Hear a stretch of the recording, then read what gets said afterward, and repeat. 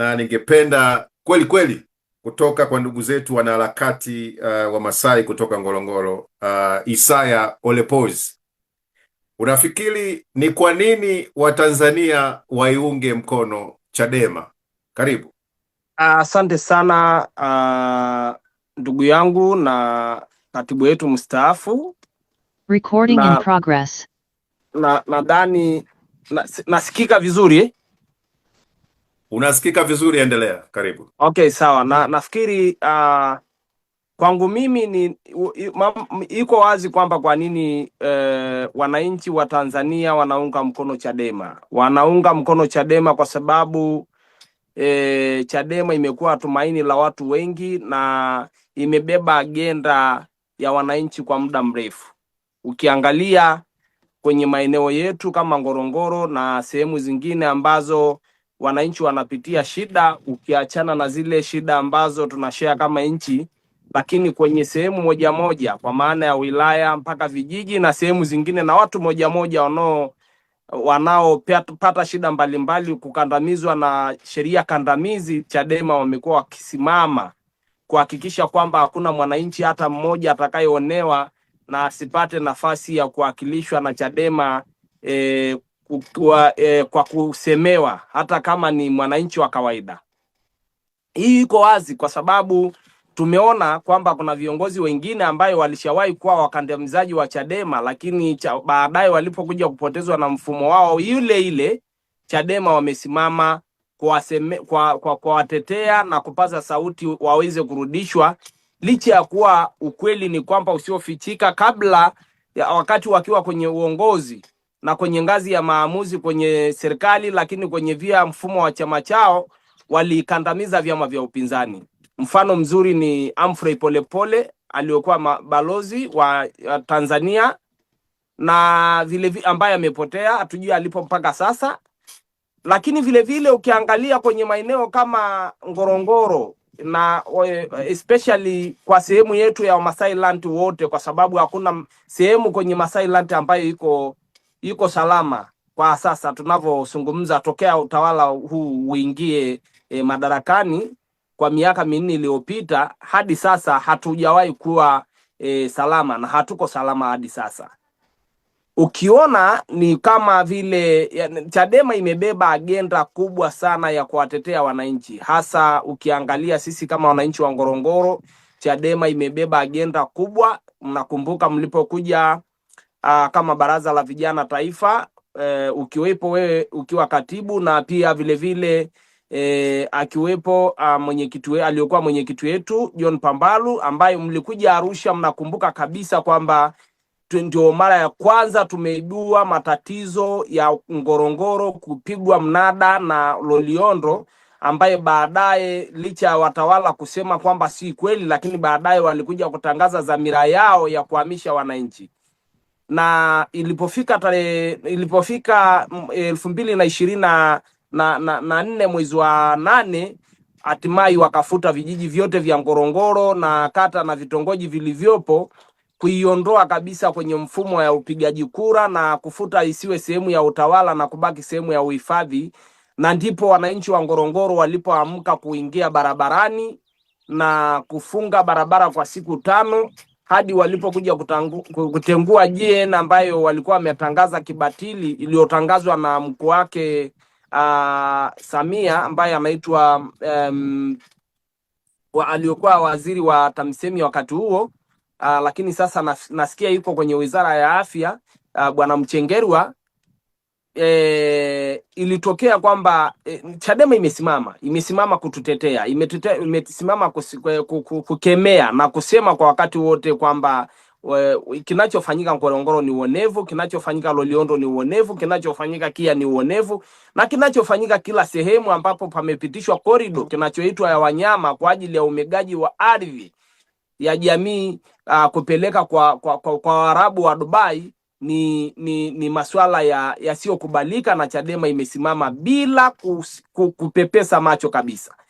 Na nakumbuka pia kwamba sio kwamba tu imesimama kwa maana ya kupasa sauti, lakini mwenyekiti wetu kabla akiwa makamu mwenyekiti kwa maana ya Mheshimiwa Tundu Lissu alienda Loliondo kibabe licha ya kuzuiliwa, na baadaye tukaja kwenda Ngorongoro, lakini tukazuiliwa Karatu na akakamatwa kwa sababu ya jamii au kwa sababu ya watu wa Ngorongoro. Kwa hiyo kwa maana ya sisi Chadema tunaona kama tumaini kubwa sana kwa wananchi wa Ngorongoro, kwa sababu imesimama nasi kwa wakati wote na imesimama na Watanzania wote, si tu kwamba imesimama na jamii ya Ngorongoro au jamii ya Wamasai kwa ujumla, lakini imesimama na Watanzania wote walio wengi kwa maelfu yao. Wamesimama kusema haitawezekana, haitakubalika, na wamesimama katika mazingira magumu. Wanaopigwa, wanaonyanyaswa, wanaoumizwa kwa ajili yetu ni wanachadema, ni viongozi. Nakumbuka kwa mara ya mwisho kwa mara ya mwisho ambayo tuliachana na Mdude Nyagali, tuliachana kwenye maandamano iliyofanyika mkoani Arusha, ambayo mabango yaliyotawala licha ni ya katiba mpya na masuala ya Ngorongoro, na Chadema imeruhusu mabango yake wananchi kutumia jukwaa la Chadema kuwasilisha matatizo inayoyakabili wananchi kwenye maeneo yao. Ndio maana siku ile mabango ya Ngorongoro yalikubaliwa na chama kuweza kubebwa na viongozi mashuhuri na kuwezwa kubebwa na watu wote, ili sauti ifike nje ya nchi na ifike ndani ya nchi vile vile, na ifikie watu wote. Imeweza kutuwezesha watu wote kufahamu kwamba tunapitia nini na tunanyang'anywa ardhi yetu.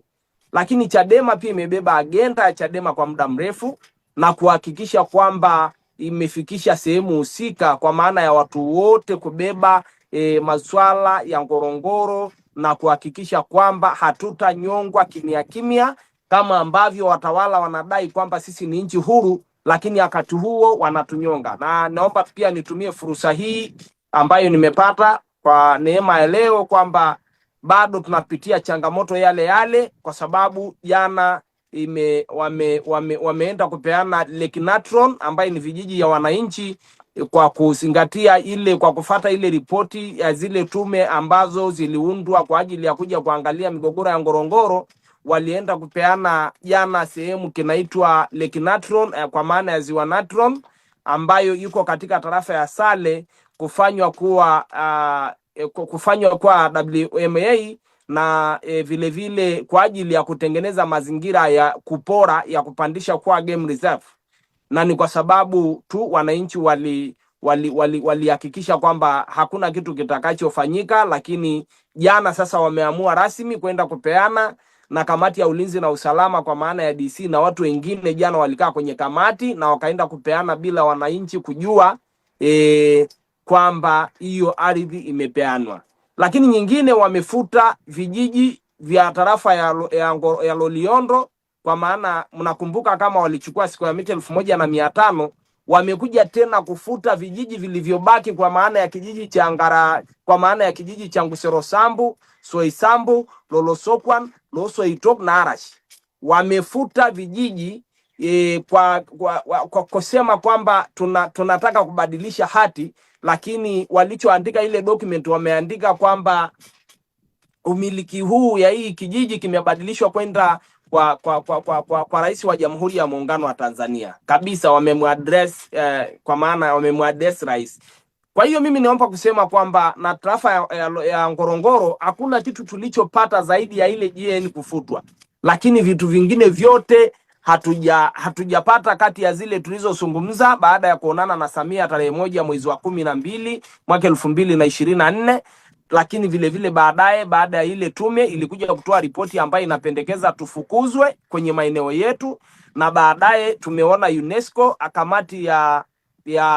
kamati ya utamaduni ya dunia ambayo leo nafikiri iko kwenye mkutano ya UNESCO kule Korea, Abu Dhabi, Korea, ambayo pia vile vile imeenda na mpango ya kupitisha ripoti hiyo ya Ngorongoro, kwa kukubaliana kwamba Ngorongoro haiwezi kubeba tena watu wote, kwa maana kwamba wamenukuu ile ripoti ya serikali na wameandika kabisa kwamba tume mbili zilizoundwa zilitoa ripoti ya namna hii, na UNESCO ikaonyesha nia ya kuungana na ripoti ya serikali kwa ajili ya kuwaondoa Wamasai wa Ngorongoro. Kwa hiyo leo, ingawa tumepata wawakilishi, tumewakilishwa na wakili wetu Jonas Masiaya kule Korea, lakini bado hatuoni sisi bado tunahimiza kusema kwenye haya majukwaa kwamba hakuna mtu atakayeondoka Ngorongoro, kama ambavyo hatukuondoka kwa mateso ya miaka 4 iliyopita.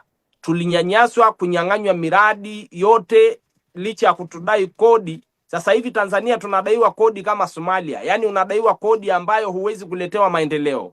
Unadaiwa kodi ambayo watoto wanafunga, madarasa ya shule yanafungwa na miba na ile inafungwa na miti kama zizi la ng'ombe. Tunadaiwa kodi ambayo haiwezi tena kutusaidia sisi kuturudia kama wananchi wa Tanzania.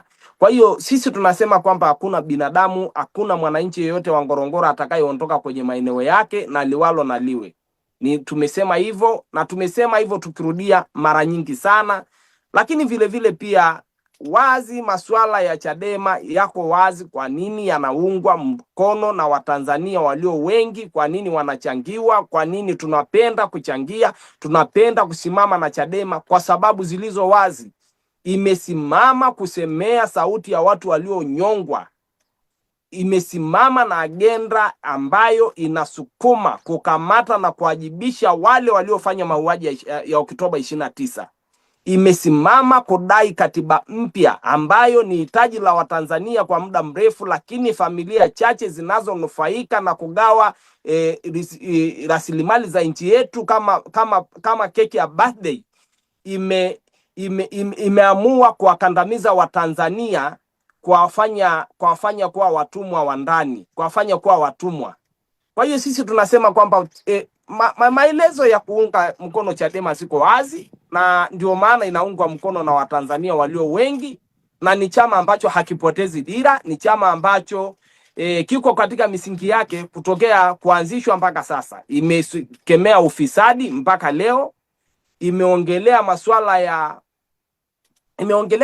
agenda ya wananchi, imelinda rasilimali za nchi kama mjibu wa katiba inavyosema kwamba kila Mtanzania ina wajibu wa kulinda rasilimali za taifa.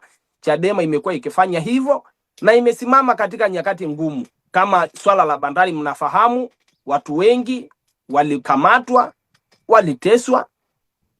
Lakini vile vile vya swala la Ngorongoro, hizi ni rasilimali za taifa ambayo wanagawa watu kupeana kwa wageni. Chadema imesimama kukataa ubadilifu huo na uonevu unaofanywa na watawala waliojibandika madarakani kwa kutumia mtutu wa bunduki na kwa damu ya wengi, kwa damu ya watu wasiokuwa na hatia. Kwa hiyo haya mambo yako wazi, na mimi nadhani tu kwa kuwakilisha na kwa kusema kwa niaba ya watu wa Ngorongoro na kwa niaba ya wengi ambayo wanaumia, ni kwa kweli sisi tulisimama na Chadema na tunasimama na wengi wanasimama kwa sababu ya zilizo wazi. Huwezi kuishi na mkandamizaji kwenye nyumba moja anayekuua akakwambia kwamba tukaendelee kuwa na amani, wakati huo unaumizwa, wakati huo mtoto wako anamepotea, wakati huo watu wameuawa, wakati hapo watu wameteswa. Masuala ya Ngorongoro watu wamenyang'anywa mpaka masuala ya kuna ndege ambayo ilikuwa Fly Medical Service na masuala ya kule Ngorongoro ambayo ilikuwa inasaidia watu, kuwaokoa watu waliopo katika mazingira magumu, kuwaleta kwenye muundombinu. Ni watu ambao wamejitolea bure kwa moyo wao wote kuhakikisha kwamba watu watasaidiwa.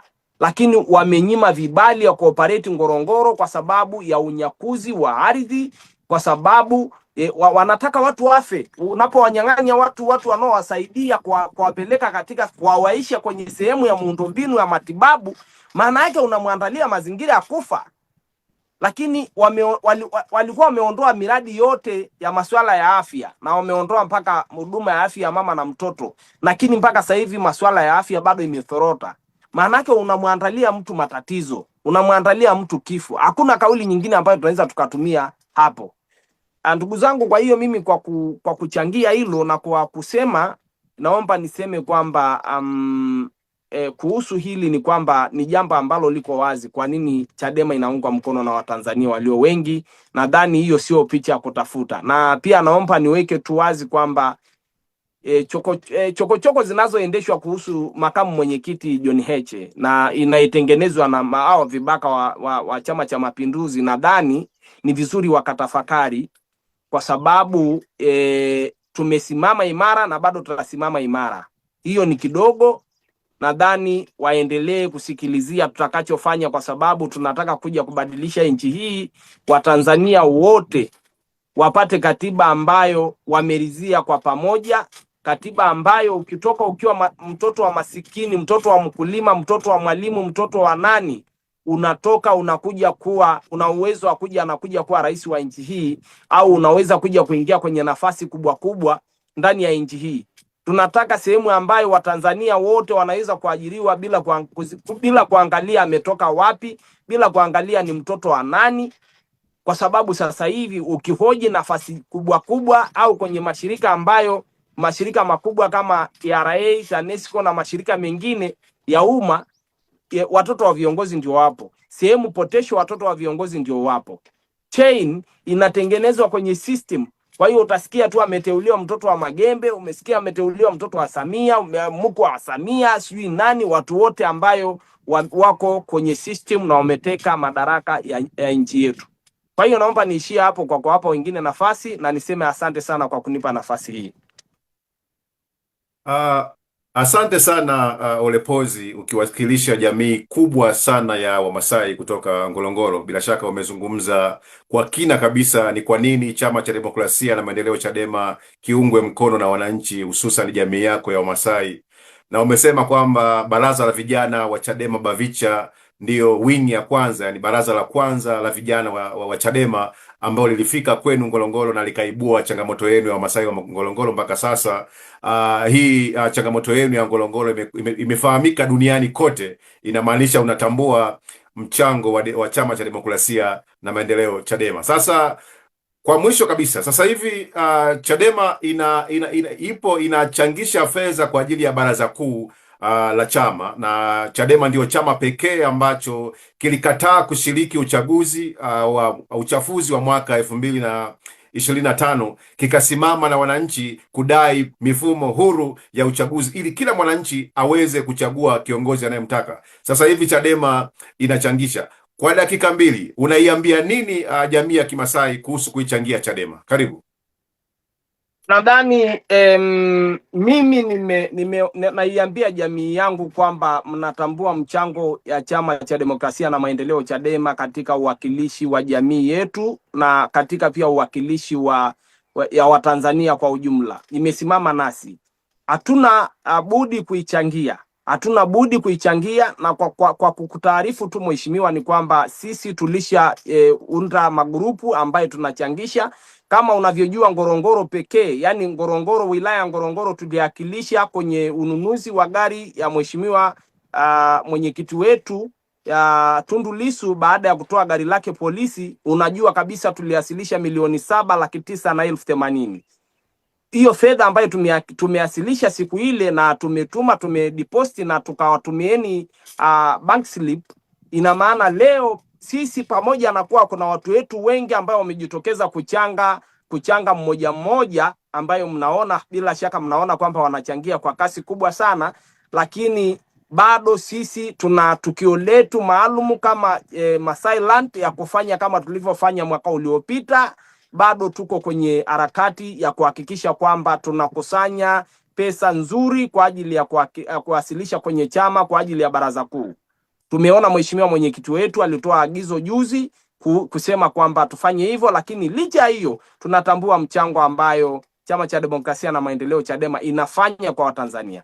Tutakuwa mabalozi, tutachanga sisi na tunarudia kuchanga. Hatuchange mara moja na kuishia. Tunarudia kuchanga kila siku hadi tufikie lengo ambalo ni la baraza kuu kufanyika tarehe 15. Asante sana. Mimi nawaambia jamii yangu tutumie jukwaa hili kuichangia Chadema, kwa sababu ni chama cha Watanzania wote na inasimama kwa shida zetu. Asante sana Isaya Ole Pozi, ukiwasilisha jamii ya Kimasai kutokea Ngorongoro, na umesema Chadema iungwe mkono kwa sababu ndio chama pekee kiliosimama mstari wa mbele kupigania maslahi ya watu wa Ngorongoro. Asanteni sana. Ndugu zangu Mpenzi watazamaji, ukiangalia skrini yako utakuta kuna namba inapita hapo chini, ambayo namba ya Voda ya M-Pesa ni 0744446969.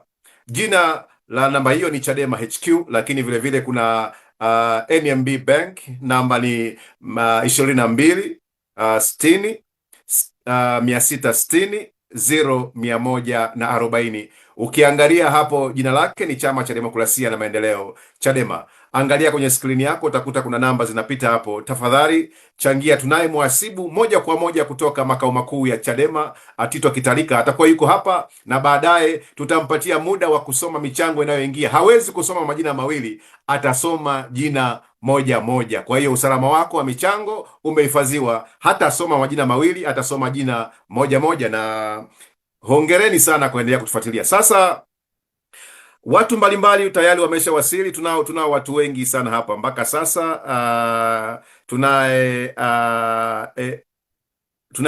Mr. Kabendera, tunaye Tito Magoti, na bila shaka kuna mtu mwingine ameingia hapa, na Paul, unaweza ukafanya muongoza mitambo, unaweza ukafanya namna ili uweze kujua ni nani ambaye amejoin na simu ya Samsung, ili baadaye tuweze kutambua uwepo wake. Sasa moja kwa moja twende kwa Tito Magoti, na wakati hapo Tito Magoti ataingia, wale wote ambao mnaendelea kutuma michango yenu, basi baada ya Tito Magoti tutakuja kusoma miamara kadha wa kadha, na baadaye tutapata fursa ya kiongozi wetu special kabisa, atatutangazia mpaka sasa tuna kiasi gani. Tito Magoti, ni kwa nini unahisi wananchi wana kila sababu ya kuiunga mkono Chadema? Tito Magoti, karibu kwenye mada yetu ya leo. Twaha, Naam. ninaendesha na okay, sawa. Basi nimekuelewa. Nitarudi kwako Tito. Rudi kwangu baada ya muda kidogo. Asante. Mr. Kabendera, una dakika zako 15. Bila shaka mada umeiona mezani. Ni kwa nini unahisi wananchi waiunge mkono Chadema? Karibu Mr. Kabendera. Una dakika 15. Nashukuru sana. Naomba uwashe video yako. Okay. Dakika moja, naomba niwashe video. Okay, wakati tunaendelea, wapenzi watazamaji huko ambako mnasikiliza, naomba kila mmoja aendelee kushare hii live. Share na ndugu jamaa na marafiki. Watu wa Instagram endeleeni kushare live, watu wa Facebook endeleeni kushare live, watu wa YouTube endeleeni kushare. Watu wengi zaidi waje watusikilize, itakuwa ni jambo jema zaidi. Leo utatuma mchango wako, tutakutaja kwa jina moja ili kulinda usalama wako, na mweka hazina yuko hapa. Mr. Kabendera, karibu sasa. Unadhani ni kwa nini wananchi waiunge mkono Chadema kwa sasa? Karibu.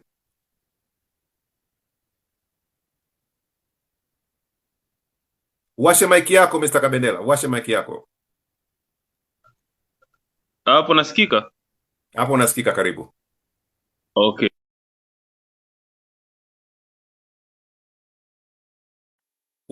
Uwashe tena mic yako, bila shaka umeizima.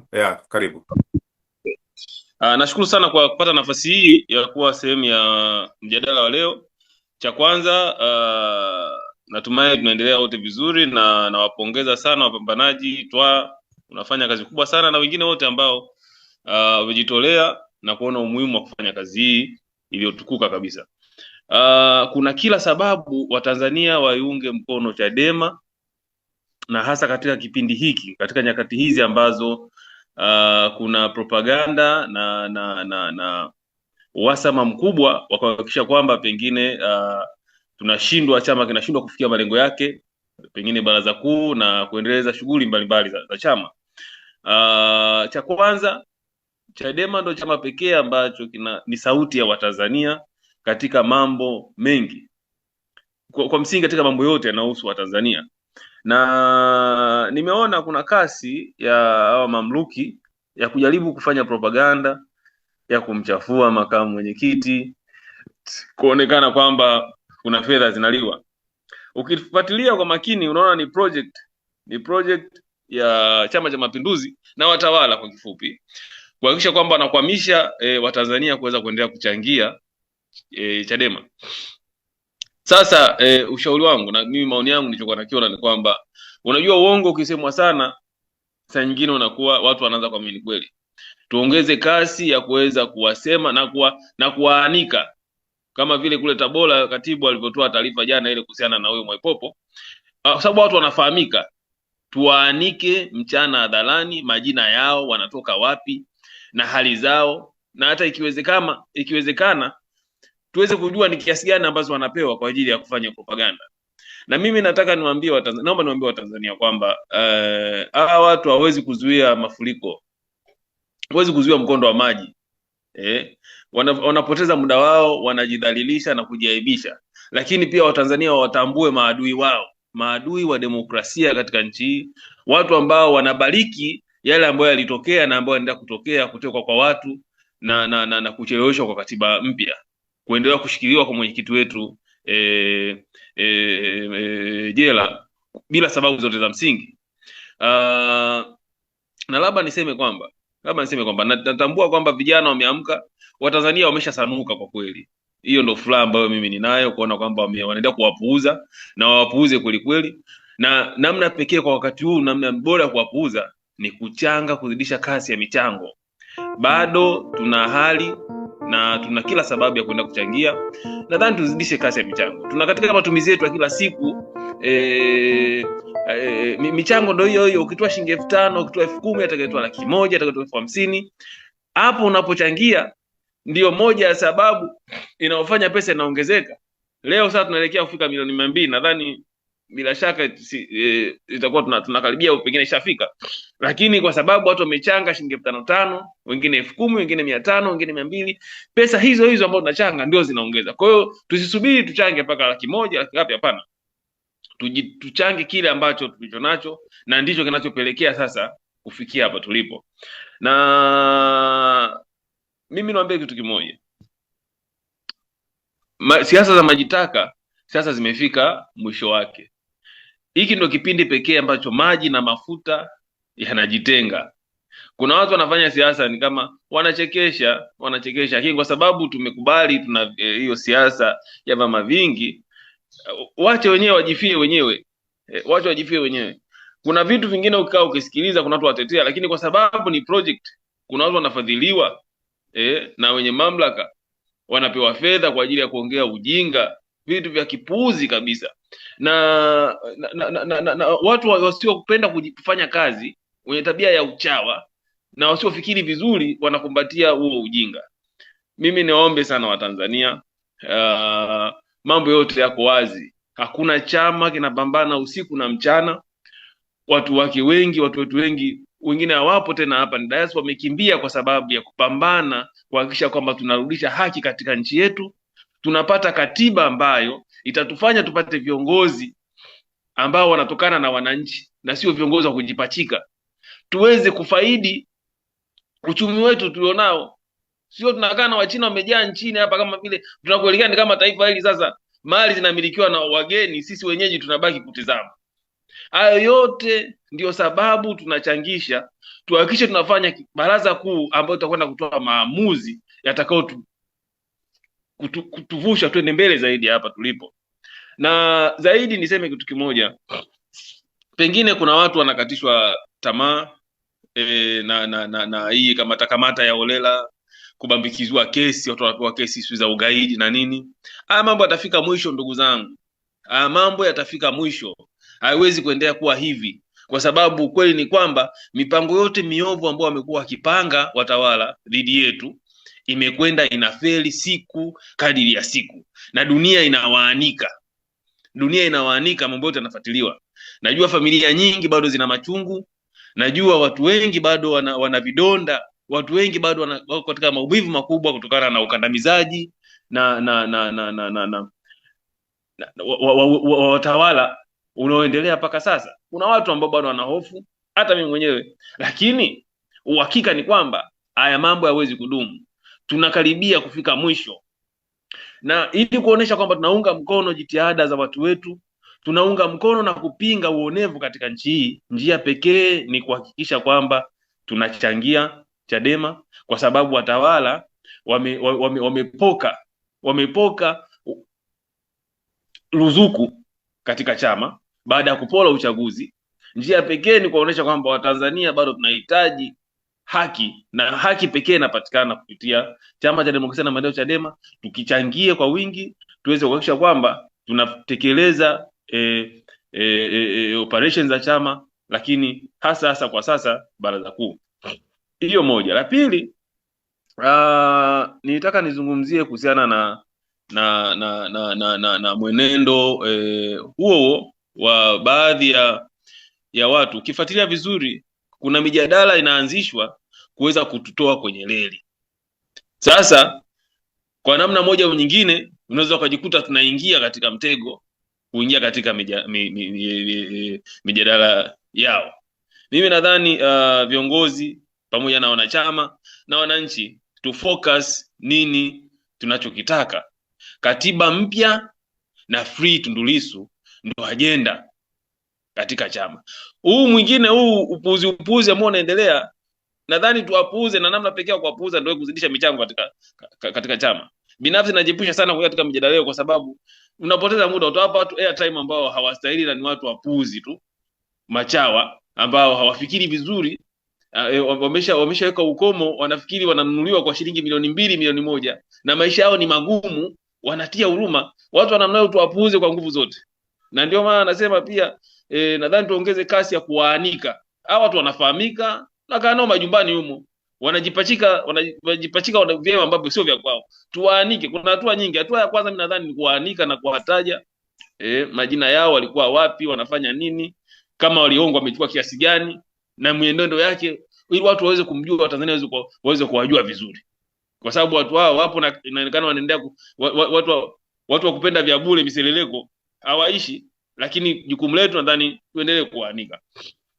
Na la tatu nitaka nizungumzie kwamba kuhusiana na kesi ambazo zinaendelea za mheshimiwa mwenyekiti wetu Tundu Lissu.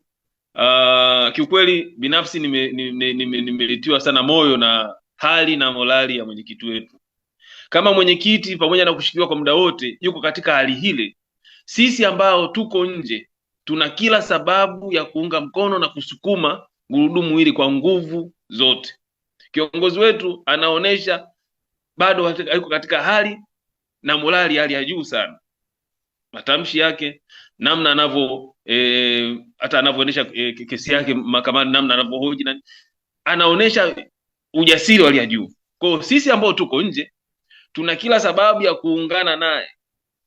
Kuna kila sababu ya kutumia rasilimali zetu tulizonazo kuhakikisha kwamba tunasukuma mbele. Tunakwenda naye pamoja kuhakikisha kwamba tunafikia lengo letu.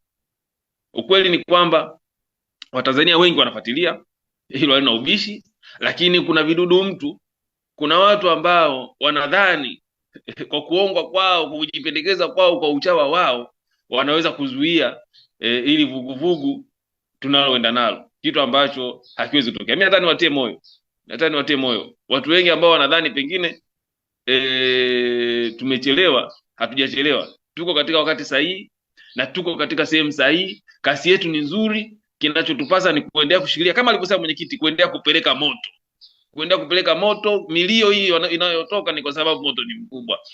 Na ndugu zangu, kitu pekee ambacho tunaweza kudhibitisha kwa wote, kama wanavyosema, maji na mafuta yanajitenga, hawezi kukaa pamoja. Tusipoteze muda na watu ambao hawana tija wala hawezi kutufikisha pale tunapotaka, na hakuna hofu yoyote ambayo inaweza ikatuzuia kuweza kutekeleza yale ambayo tunayataka. Kwa hiyo sina mengi. Kamanda Twa, mimi nafurahi kuwa sehemu ya mjadala huu, na naendelea kupush kwa upande wangu. Watanzania tuchangie, tuna matumizi yetu ya kila siku. Wale wengine unaokaa viti virefu, unaweza ukailisha baada ya kupiga 3 4 2 ukahamishia ukapiga tone, inakubalika kabisa, kwa sababu mchango wako utakuwa na thamani sana. Katika matumizi mbalimbali unaweza kujibana kidogo, ukatupia kidogo tone. Ndio hizi ambazo zimetufikisha hapa tulipo. Na kwa kweli morali hii ikiendelea, hawa watu watapiga sana kelele, milio mtasikia ni mingi sana, na kasi inaendelea. Tupush, kama unaweza, kwenye status, weka kwenye status yako. Ni moja ya sababu unaweza ukatusaidia kuweza kupush. Tuma kwenye magroup, mshirikishe mwenzako, waeleze watu wako tayari kuchangia ni namna gani tunaweza tukawafikia wala sio swala la kuogopa. Tupush, tuwashirikishe watu wote. Mimi katika ninavyoendelea kupush, watu wengi naona wanauliza, ukimwelekeza mtu anatupia. Mimi naambia bana, hii namba iko vipi? Unamwelekeza mtu anachangia. Kwa hiyo tuendelee moja moja. Nadhani tutafikia lengo kwa wakati na tutafika zaidi ya hapo. Kwa sasa nashukuru sana Twaha kwa nafasi hii. Asante sana Eugene Kabendera, na umetoa maoni yako mazuri kabisa, na ukisisitiza kwamba wale watu wanaokwenda, hii ni weekend, unaenda viti virefu, punguza idadi ya bia, kunywa bia zako 2, idadi ya bia zako 3 ipatie Chadema, na ichangieni Chadema, ni kwa sababu ndio chama pekee ambacho kimesimama na wananchi. Wewe ukipata tatizo lako, baba yako akitekwa, mtoto wako akitekwa, mkeo au mama yako akipata changamoto ya ujauzito, chama pekee ambacho kinasema kwa kauli kubwa kabisa kukemea ni Chama cha Demokrasia na Maendeleo, Chadema. Ndiyo chama pekee ambacho kimesimama na wananchi, kimesimama na wafanyabiashara, machinga, bodaboda, daladala na madereva wa mabasi makubwa na malori yote. Chadema imesimama na nyie. Kwa hiyo kama wanisikiliza, namba inapita hapa kwenye skrini yako. Leo tuko hapa kwa ajili ya kupokea michango mingi, na baadaye tutasema tumeingiza kiasi gani. Ukiangalia kwenye namba ya skrini yako unapotazama, utakuta kuna namba ya M-Pesa ambayo ni 074444, yani 6969, jina ni Chadema HQ. Lakini vile vile kuna namba ya NMB Bank ambayo ni 226006600140, jina ni Chadema HQ. Tunaye mweka hazina wetu hapa, Tito Emmanuel Kitarika kutoka makao makuu ya chama. Atakuwa hapa anatusomea miamara yenu, na hawezi kusoma kwa majina mawili, atasoma kwa jina moja tu ili kulinda usalama wako. Usiogope tuma pesa yako. Leo tuko hapa na kila ambacho kitakuwa kinaingia, na leo ikumbukwe, Sativa alisema ikifika milioni 200 anaweka milioni 3. Kwa hiyo tutampiga hapa leo Sativa live kabisa. Bila shaka tunaye na mchungaji Peter Msigwa ameingia hapa sasa. Nitamkaribisha Tito Magoti. Baada ya hapo tutakwenda kwa Peter Msigwa.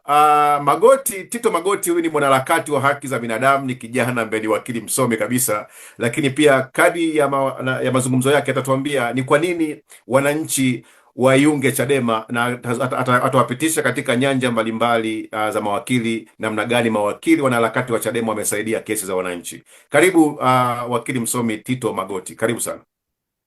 Twaha, asante sana bana. Kikao kizuri, na nawashukuru kaka zangu waliotangulia kuzungumza.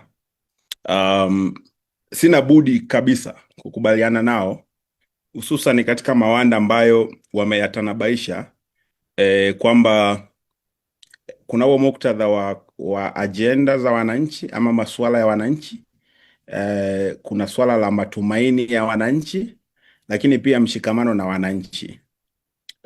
Unajua huwa nina ugomvi na rafiki zangu wengi ambao wanajifanya wao ni wanataaluma ama ni wataalam, professionals, ambao mara nyingi wanaona kujihusisha na chama cha siasa labda utaonekana mwanasiasa. Kwa hiyo wana demonize wanasiasa, kama ambavyo Samia Suluhu na washenzi wenzake wana demonize harakati.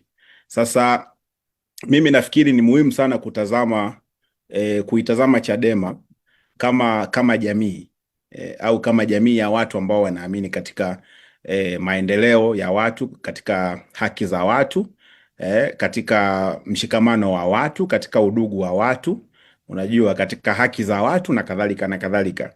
Kwa hiyo mimi ukiniuliza, nikitoka kuamka sasa hivi usingizini, ukasema bana, kwa nini una support Chama cha Demokrasia na Maendeleo, ama kwa nini unachangia hiki chama, ama kwa nini unafanya kesi za hiki chama, ama kwa nini unajihusisha na hiki chama, kwa vyovyote, jibu langu ni kwamba hii ni jamii yangu, hii ni familia yangu, kwa sababu ukitazama tu tunavyohusiana, hatutofautiani sana katika madhila tunayopitia.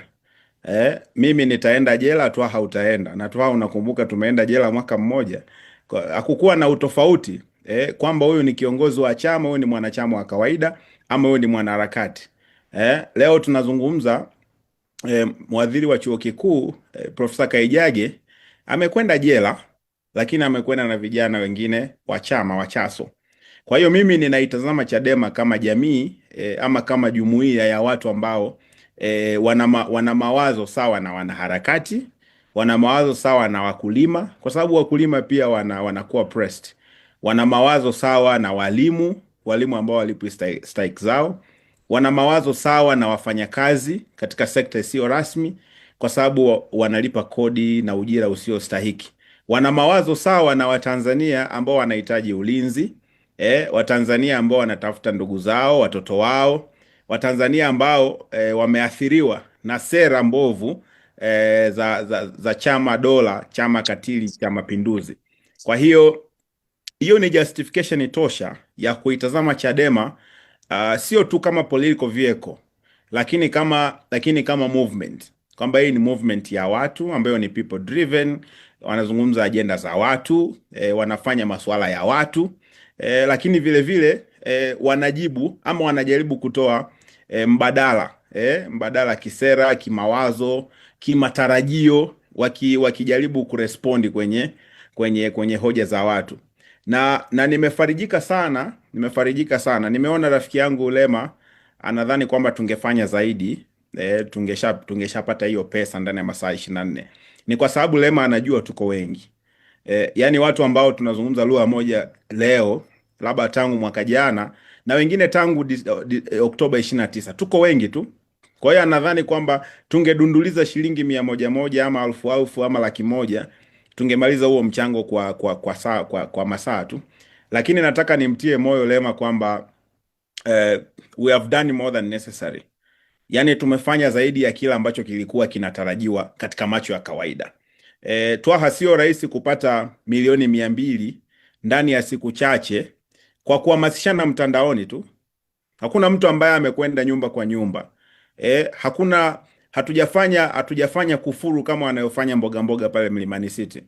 Wanaalika matajiri, wanaalika watu kwa vyeo vyao, na wale watu wanahakikishiwa ulinzi. Sasa kama tungekuwa kwenye taifa ambalo watu wanahakikishiwa political plurality, kwamba unaweza ukashiriki siasa na usipate backlash, tungepata billions of money, billions of shillings. Kwa hiyo mimi ninawashukuru sana wote ambao wameshiriki hamasa, ambao wametoa shilingi 100, 200, na wote ambao wanadhani kwamba ni muhimu kuendelea kuchangia hii vehicle kwa sababu nyingi tu, ikiwemo kwamba hatuna pesa, chama hakina pesa, msajili amezuia ruzuku ya chama, lakini vile vile chama kinapitia katika transition ambayo haijawahi kutokea. Never katika politics zetu imewahi kutokea chama kikapigwa misukosuko namna hii. Na ni kwa sababu chama kinajirebrand, kinajizaa upya na kinajijenga upya katika kila front. Haiwezekani chama ambacho mwenyekiti ameassume mamlaka anakwenda jela ndani ya mwezi mmoja. Chama kinafungiwa mwaka mzima. Ultimately chama kiko kwenye majaribu makubwa sana ambayo mchango wa mwananchi utasaidia kukimove chama kutoka hatua kwenda hatua. Lakini vile vile maandiko yanasema kwamba hazina yako ilipo ndipo moyo wako ulipo. Kwa hiyo mimi ninawafurahia sana wote ambao wamejitanabaisha, sio tu kusapoti chama, lakini vile vile kuonesha kwamba moyo wao uko wapi. Na ninatoa mwito kwa chama, kwa viongozi, kwa wanaharakati, kwa mawakili, kwamba this is a wake up call, kwamba mtaji uliopo kwa watu, kwa umma, uaminifu uliopo kwa umma utashikiliwa kwa kuendelea kushikilia masuala ya watu na kuendelea kushikilia na kuendelea kushikilia msimamo wa kuzungumza masuala ya watu na kuendelea kushikilia pale ambapo mwenyekiti wetu ameshikilia. Unajua, haijawahi kutokea CCM akawa kwenye majaribu makubwa kama sasa hivi. Ndio maana mnamuona Nchimbi anazungumza kama mwenda wazimu, anadhani sisi ni wageni katika michezo wanayoifanya. Tanzania iko kwenye mkwamo wa kisiasa, sio kwa sababu mtu ameiba uchaguzi. Ni kwa sababu Samia Suluhu Hassan ameua maelfu ya ndugu zetu na raia wa kigeni akijilazimisha kutuongoza. Haijawahi kutokea duniani mtu akaua watu wote wale katika tukio la kujilazimisha kuwa kiongozi. Kwa hiyo mazungumzo yetu ya sasa hivi wala sio katiba mpya, ni uwajibikaji, ni ukweli ujulikane, watu wazungumze, watu hawajapumua. Unajua, mimi nimepata testimony za watu wamezika nguo, familia inazika nguo za watoto wao kwa sababu walimuona mochwari, wamerudi hayupo. wametembea mochwari zaidi ya 10, hayupo. Wanalazimika kuzika nguo kwa sababu walimuona ameshakufa, yuko mochwari. Kwa hiyo mazungumzo yaliyopo sasa hivi yanaendana na kile anachosisitiza mwenyekiti Tundu Lissu kwamba haki, ukweli na uwajibikaji, sio swala la katiba mpya. Katiba mpya sisi tumeongea, nafikiri we have spoken about katiba mpya like forever. Sio mara ya kwanza sisi kuongea katiba mpya, na wala hatuhitaji Nchimbi aje atukumbushe kwamba tudai katiba mpya. Unatuambia tudai katiba mpya leo, wakati jana vijana wanaodaiwa kwamba walitaka kuandamana wa chuo kikuu, wanafunzi na profesa wa chuo kikuu ambaye anadaiwa alitaka kuandamana anapewa kesi ya ugaidi. Sasa kama katiba iko kwenye manifesto yenu, kwa nini tuidai? Na tunamdai nani? Na tunaanzia wapi? Kwa hiyo hizi deceptive politics ambazo Nchimbi anazifanya, we aren't buying any of those. Sisi tunahitaji ukweli.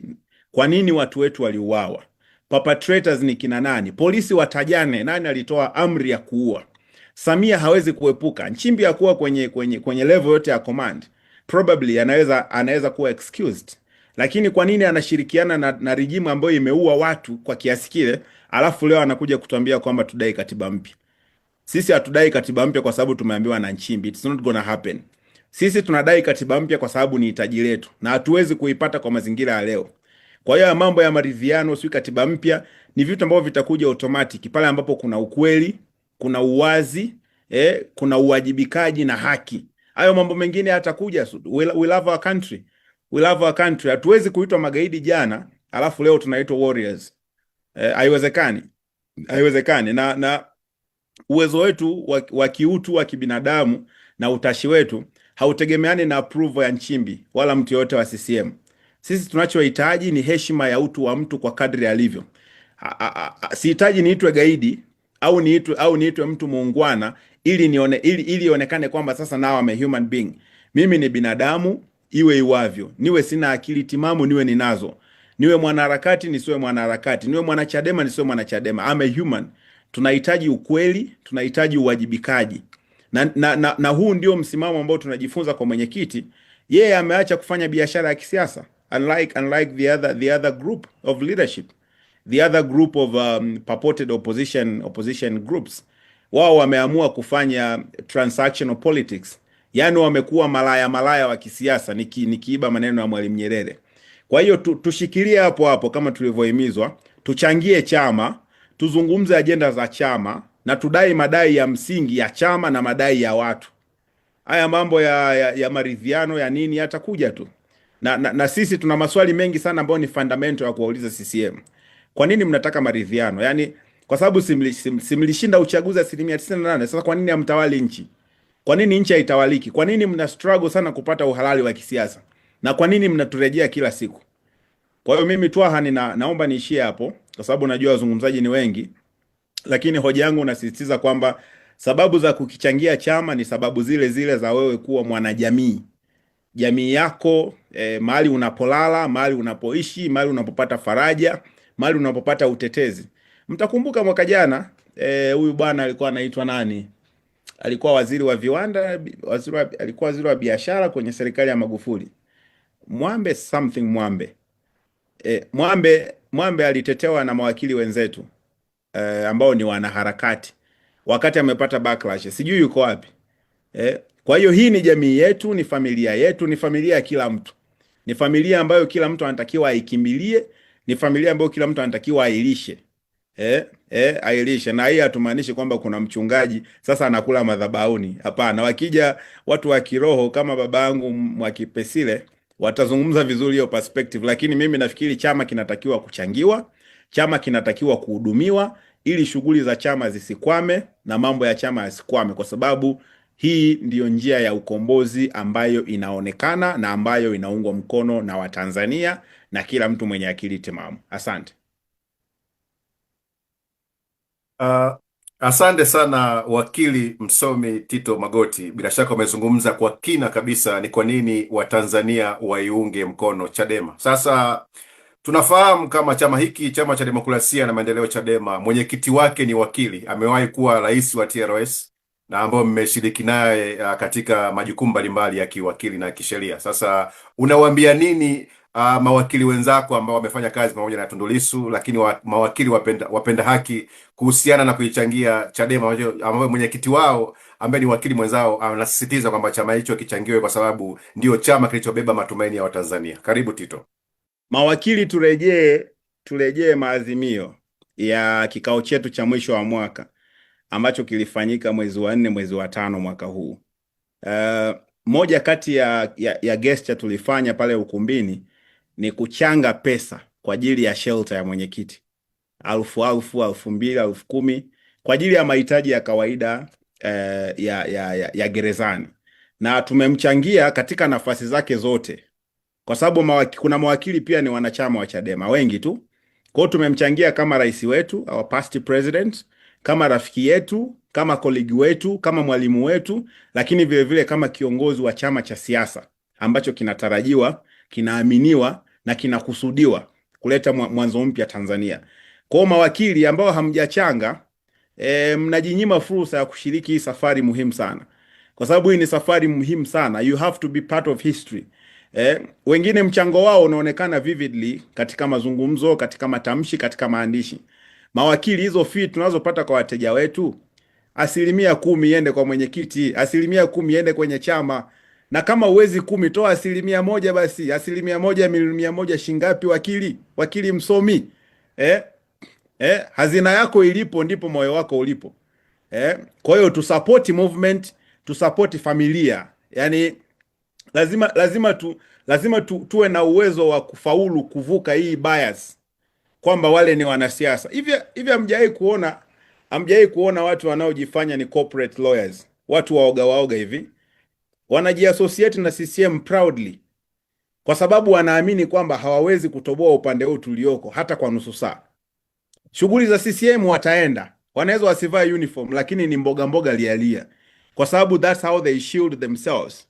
Wana shield incompetence yao humo, wanapewa vitenda vya umma na kadhalika, na wengine hata hawapati kitu, lakini wanaitumia hiyo kama kinga ya wao kuendelea kuwa salama. Sasa na sisi lazima upande huu tulioko, lazima kwanza tujivunie. Yani wakili wa umma, kwa sababu sisi ni mawakili wa umma, tunafanya public law, lazima tujivunie kuwa upande huu na ionekane kwamba ni fashionable kuwa upande huu. Yani ikitokea upande wowote ambao watu wanatakiwa uchague, ionekane kwamba upande wetu ndo upande wa watu, upande wa wadhalimu uonekane vivid, na tumefaulu. Umeona watu wangapi siku hizo wanavaa nguo za mboga? Never. Mimi kwenye timeline yangu, kwa mfano Twitter, very rare nitaona habari za mama sijui kafanya hiki, mama kafanya hiki. Tumecancel takataka zote. I have a clean timeline, Twaha. Yani mimi na hiyo inajumuisha pia na kuwanyima access ya consume maudhui yako na wao consume ya kwao popote pale unapoenda. Ndio maana utaona Instagram, Twaha, unafahamu, ukiweka post ambayo ni critical, wananunua marobot yaje kujibu. Maroboti kama 50 yanaweka comment zinazofanana. Hiyo ni desperation. Kwa tumeshashinda hii vita. Asiwepo wakili ambaye ataona ni uhaini ama ni uhalifu kusapoti Chadema, kuwa Chadema, kufanya kesi za Chadema na kadhalika. We must change the narrative. Lazima tubadilishe political culture, na tumefanikiwa tangu mwaka jana kufanya hii movement imilikiwe na watu. Kwa hiyo wakili utakaye baki nyuma kwa kuogopa tuonekana Chadema, bro, kutakucha afu utakuwa sio mwenzetu. Asante Twaha. Asante sana wakili msomi Tito Magoti, na mwanaharakati wa haki za binadamu, na bila shaka unatumia vizuri kabisa hiyo kofia uliovaa kwa sababu unapigania sana haki za binadamu. Sasa kabla hatujaenda kwa mchungaji Peter Msigwa, tupo naye hapa, lakini Tito Magoti, kama una muda usiondoke, na wote ambao mmezungumza msiondoke kwa sababu kutakuwa kuna maswali yenu yanakuja baadaye. Tunaye pia Ribanatus Mwang'ombe, huyu anawakilisha diaspora, yuko hapa pia.